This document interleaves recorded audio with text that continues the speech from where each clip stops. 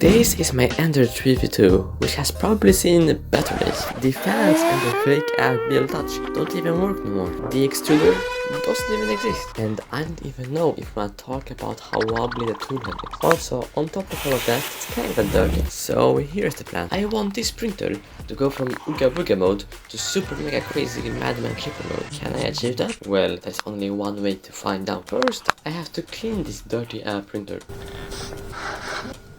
Okay, now it's pretty darn clean. Time for some refurbished tricks. Take some silicone lubricant and start spraying it on the V-wheels and the belts, but not on the zeroed. For the zeroed, I have to remove. Alright, now that everything is lubed up, I want to take this plastic piece out of the Capricorn tube. I guess I'll have to turn on the printer for that. Will I be able to do that? Now, for the moment, I have to start something. Yes, it will work. So now let's set a higher temperature. Total error. I'll have to inspect that. Yes, I'll have to remove it in some way. I mean, like only one screw was holding this whole thing. Okay, my theory was that the thermometer was kinda loose, so I hope heating it up will work now. Nope, I have the same problem again. So what I'll do is I'll just cut the Capricorn tubing like this. We're gonna use a direct drive and not a Bowden tube system. Hopefully I can take it out now. The only real way to take this out is with pliers. Great, now time for the PTF E-lube, which will make the Capricorn tubing more glide. But now for the real part. Let's upgrade the parts so it can achieve crazy speed. So I went to Reddit, YouTube, and the different AI lords, so all the best upgrades I could really do. From that I learned that direct drive is really nice because of reliability, filament types, reliable extrusion, and the list just goes on. Also, with that, I got a better hotend than the stock reality trash one. It's some E3D V6 clone, but it should do the job. Also, for a stepper motor, the original null is too big, so I got the Pancake stepper motor. And I got a BMG clone, which I hope will work well. And well, I did get a fake wannabe BL touch again, but the price was really good on this one. And on top of that, I also got the 5015 fans and some nozzles. And last but not least, I bought a used working motherboard because this one was broken and this one should work. I mean, this one was kinda broken because it had some ports broken on it, but this one should work pretty well. But now that we got all the technical way, let's start assembling. But we also got a print mount for it because tape ain't gonna hold it. And with the snap of my fingers, everything's printed. Let's get into assembler mode. First, we'll have to disassemble the battle stuff. Look at this dude. I'm not smart. I'm using this bit or this kind. Now that this is disassembled, it's time for the fans. And this fan is kind of impossible to remove because I glued it in the past. My last option is to cap it. Do you see this? It's kinda wobbly.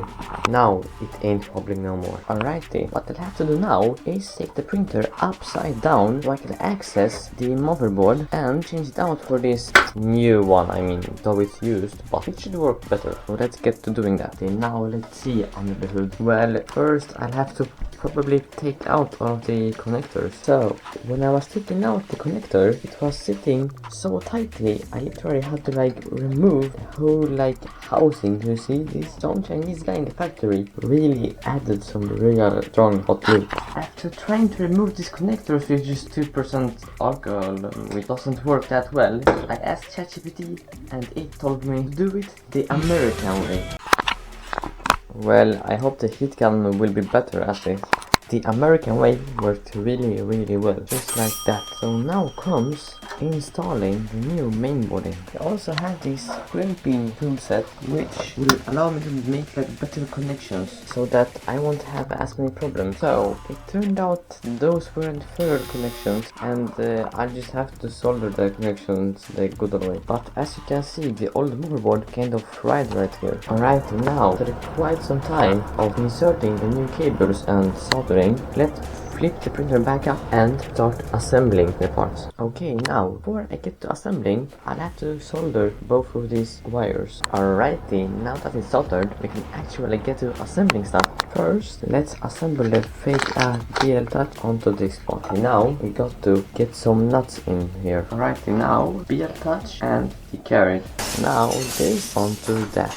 it's starting to get better and better. Now the hotend and the extruder together. Alright, now it's actually starting to look like something. So I'll have to connect the cables. Okay, so I'll have to put in this into right now. As it's saying in the instructions, we've got to add a pancake motor onto here, which is this motor right here. And well, it's a lot smaller compared to the original. Alright, this is starting to look real cool. Now the hotend fan. Alright, now the pancake motor is here. We can finally get the motor mount onto the carriage. Turns out I forgot to print a fan that holds the flower fan. So let's print that. Alrighty, now it's all printed. Let's put it on. As you can see, assembling it went extremely well, except for this part. When I was screwing it in, it broke. I have to print a new one.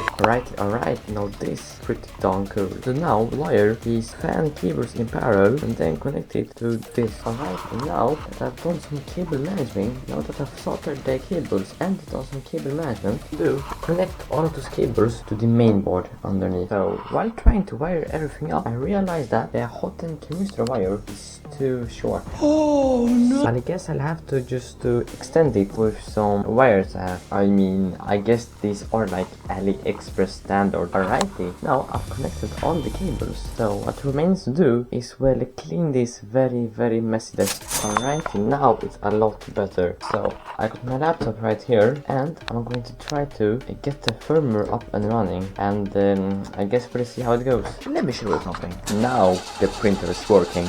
Got clipper set up and well, can now actually calibrate it. I had a slight crash. 3D Touch got slightly bent. I'm currently having issues with the BL Touch not reporting and stuff, or not really working. So I'm gonna check if the connections are alright and everything. Try to fix the cable, aka just adding some more hot glue onto it. Actually turned out that I messed up the wiring in the configuration file rather than the wiring. So I have to look in the schematics and well, I found out that I just used the wrong pin. But now it seems to be working. Yeah, I just have to calibrate the offset between the nozzle and the bed. Now I actually calibrated the height from the nozzle and the bed. So now I have to calibrate the E-step or the extruder, because this extruder is kind of different than the one from before. Look at this.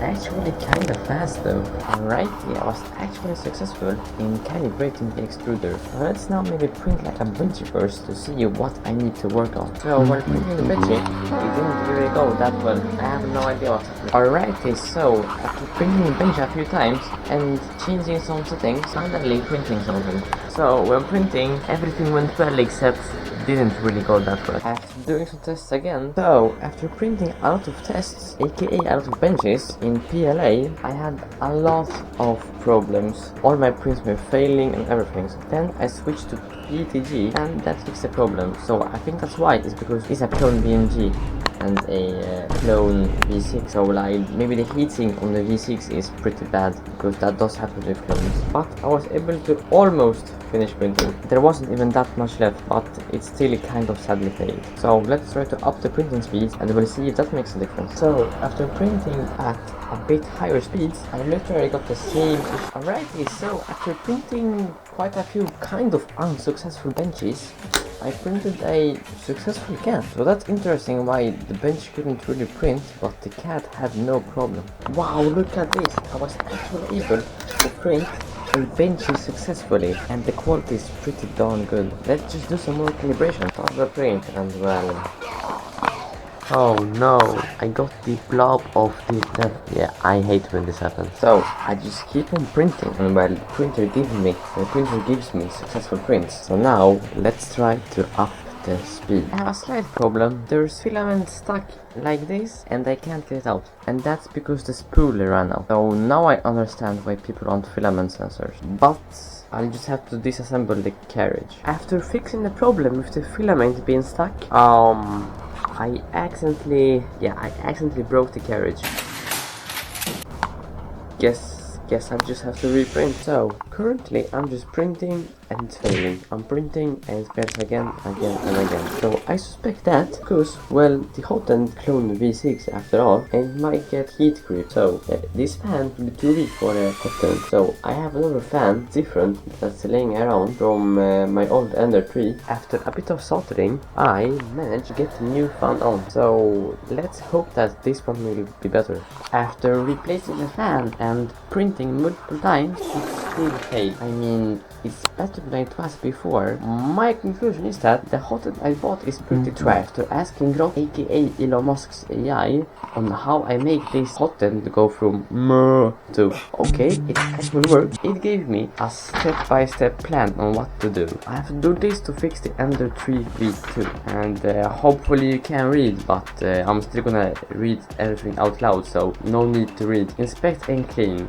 Let's disassemble the hotend and clean it. So just after disassembling the carriage, I can already see that it's kind of dirty.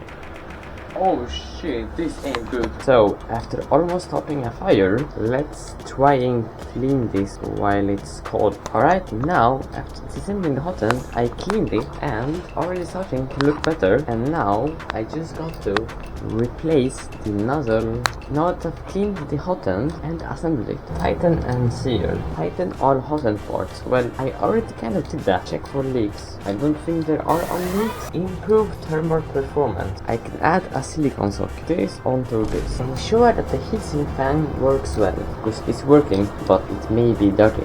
Yeah, right. You can see it's kind of dirty.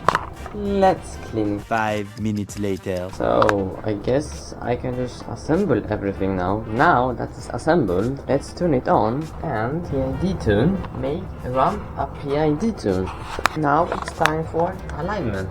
Check alignment in between the hotend and extruder, where I guess it's aligned pretty well. Next, test and adjust. Print a test model. Alright, let's first calibrate the distance between the nozzle and the bed, and then I'll print a test model.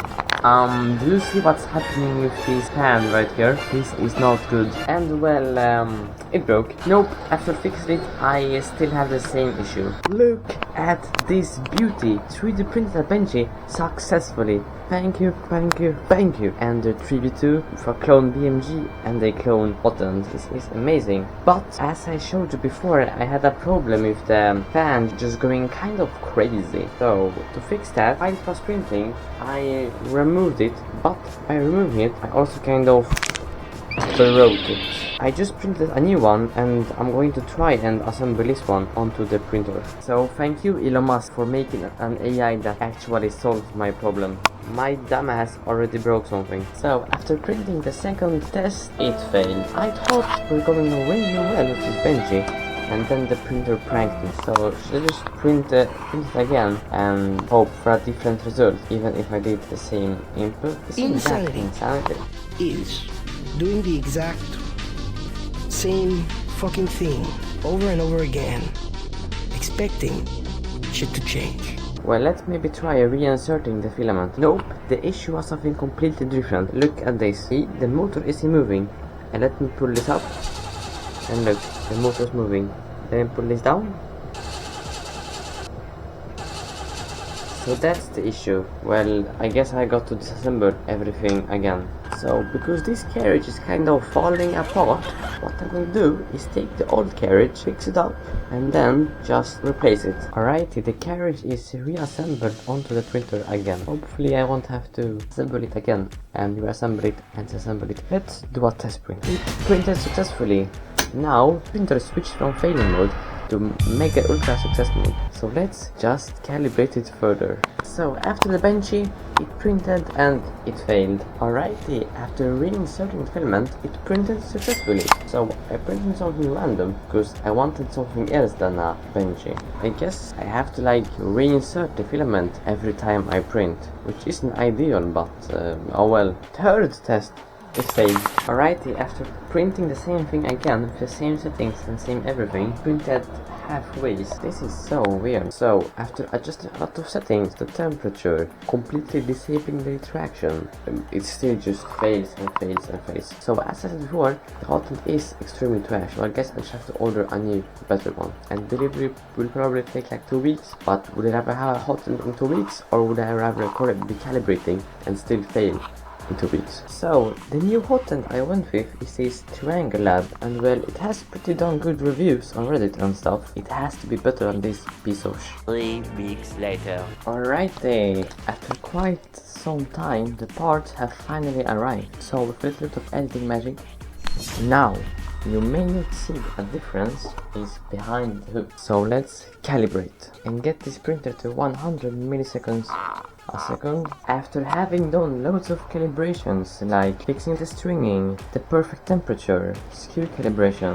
and well, that's pretty much all I calibrated. Then I printed a benchy and it turned out amazing. There's little to no stringing, it's really clean and just looks nice overall. There's only really one thing. It took 1.5 hours to print, which isn't super fast. So let's make a preset that just delivers pure speed. I was able to print this benchy in 1 hour. The quality also looks just as amazing. Some of you may have noticed that the PL Touch just disappeared, and that's because it was a complete piece of that's very surprising for a $10 AliExpress knockoff, am I right? Now let's try and print it in 30 minutes. Well, it printed in 21 minutes. That's demon-like speed. The quality isn't perfect, but with just a little calibration, it can get better. So anyways, I think I succeeded with upping up the speed. For all of those that were wondering about the part list and how much everything cost, I'm only going to include the parts I ended up using, not the PL Touch and the old hotend. I'm also going to include the parts before the whole upgrade, like the best springs. In total, for the 2 fans, nozzles, new hotend, Pancake second motor, extruder, springs and knobs, PI plate, and lastly the Raspberry Pi 02V, the cost was roughly $70. For that, we were able to achieve, I think, a great for the buck price. Bambu's print like benches in like 25 minutes. And this one took only 24 minutes. And if you want to see another bang for the buck upgrade, or actually it's a complete printer conversion, then watch, I converted my Ender 3 to Core XY for $110.